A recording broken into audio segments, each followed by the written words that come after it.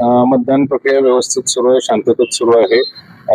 सर्व मतदारांनी तसेच मतदान केंद्रावर अधिकाऱ्यांनी चांगलं एकमेकाशी कॉपरेशन केलेलं आहे आणि बऱ्यापैकी मतदार ट्रिपला जाऊन आलेत, फिरून आलेत, फ्रेश मूड मध्ये आहेत. त्यामुळे चांगल्या मूड मध्ये क्रांतीच्या दिशेने मतदान करतील, परिवर्तनाच्या दिशेने मतदान करतील असं मला विश्वास आहे. खरं तर हे निवडणूक लागल्यानंतर ना अनपेक्षितपणे आपलं नाव पुढं आलं. त्यानंतर काही प्रमाणामध्ये दोन्ही जिल्ह्यामध्ये जे नाराज नगरसेवक आहेत त्यांचं कुठंतरी तुम्हाला काही आता सपोर्ट आहे असं काही सूचक तुम्ही सांगू शकाल? नक्कीच नाराज जो आहे उमेदवारावर भाजपच्या त्याचा सपोर्ट मला राहणारच. तो आता काही दाखवणार नाही ते बोलून, पण 100% त्यांचा सपोर्ट आणि सहकार्य राहील. विजयाची खात्री आहे मला 100% खात्री आहे. भाजपचे नगरसेवक असताना देखील त्यांना हॉटेलमध्ये नेऊन ठेवणे वगैरे काय त्याचा प्रकार भाजपपूर्वक सुरू आहे. त्याचा स्वतः नगरसेवक विश्वास नाही त्यांचं तुम्हाला काय त्याचा झालाय की मला एवढं सांगा, गल्लीपासून दिल्लीपर्यंत भाजपची सत्ता आहे, बरोबर. या मतदारसंघामध्ये 650 पेक्षा जास्त मतदान महायुतीकडे आहे. आमच्याकडे 190 मतदान आहे.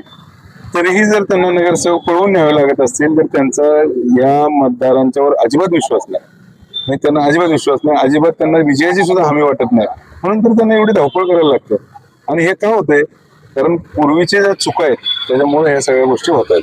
पैशाचा गोळेबाजार सगळ्या राज्यात होतो असे लोकांची चर्चा आहे, तसे स्टेटमेंट देखील आले आहेत. या सातारा जिल्ह्यात तसं काय झालंय का? सातारा सांगली मतदारसंघात आता आमचा तर पक्ष सत्तेतच नाही, त्यामुळे आम्हाला पक्षाकडून काही फंड मिळायचा किंवा याचा विषय येत नाही.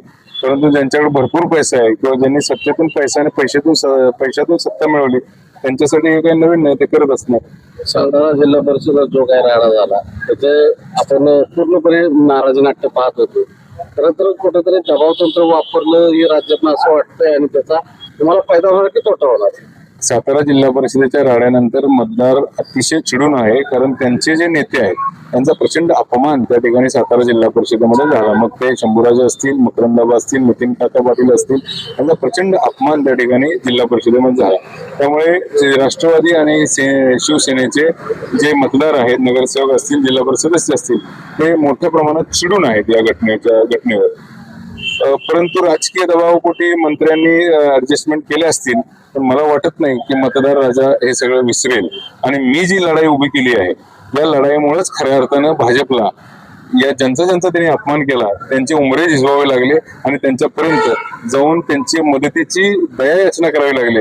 हाच माझा विजय आहे आणि हाच माझ्याकडून या ज्यांचा अपमान झाला त्यांना एक भेट आहे असं मला वाटतं. तुमच्या मतदारसंघातील जे मंत्री आहेत ते काही दिवसापूर्वी म्हटले होते की अभय जगताप हे उंचीने मोठे झालेत मात्र बुद्धीने अजूनही बालिश आहे.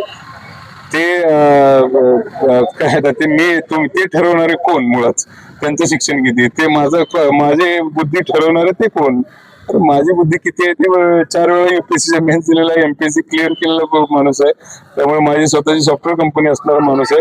त्यामुळे माझ्या बुद्धीमध्ये त्यांनी जवळपास येऊ नये, ते जास्त चांगलं राहील. त्यांची स्टेटमेंट बघून तुम्हाला ते कळत असेल. भाजपचे नेते खाजगीमध्ये असा दावा करतात की 200 मतांचा लीड घेऊन महायुतीची सीट येईल.